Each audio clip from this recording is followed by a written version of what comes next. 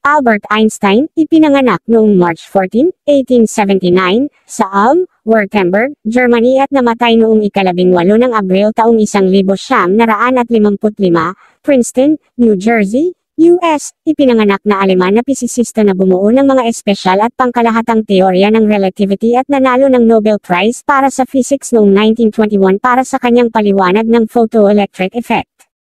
Si Einstein ay karaniwang itinuturing na pinakamaimpluwensyang physicist ng ika-20 siglo. Pagkabata at edukasyon. Ang mga magulang ni Einstein ay secular, middle class na mga Hudyo.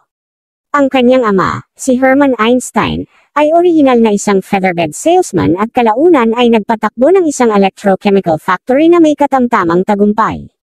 Ang kanyang ina, ang dating Pauline Koch, ang namamahala sa sambahayan ng pamilya.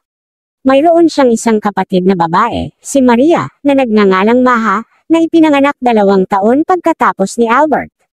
Isusulat ni Einstein na 2 kababalaghan, ang lubhang nakaapekto sa kanyang mga unang taon. Ang una ay ang pakikipagtagpo niya sa isang campus sa edad na 5. Siya ay naguguluhan na ang mga hindi nakikitang puwersa ay maaaring magpalihis sa karayom.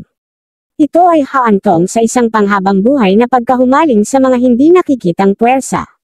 Ang pangalawang kababalaghan ay dumating sa edad na 12 nang matuklasan niya ang isang aklat ng geometry, na kinain niya, na tinawag itong kanyang sagradong maliit na aklat ng geometry.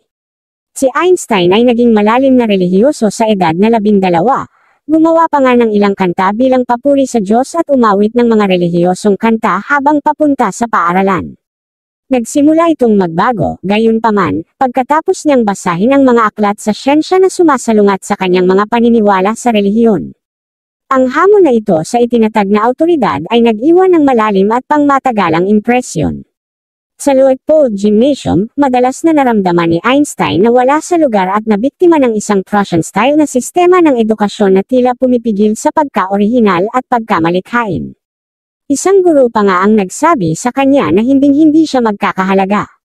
Ang isa pang mahalagang impluwensya kay Einstein ay isang batang medikal na estudyante, si Max Talmud, mamaya Max Talmy, na madalas na naghapunan sa tahanan ng Einstein. Si Talmud ay naging isang informal na tagapagturo, na ipinakilala si Einstein sa mas mataas na matematika at pilosopiya.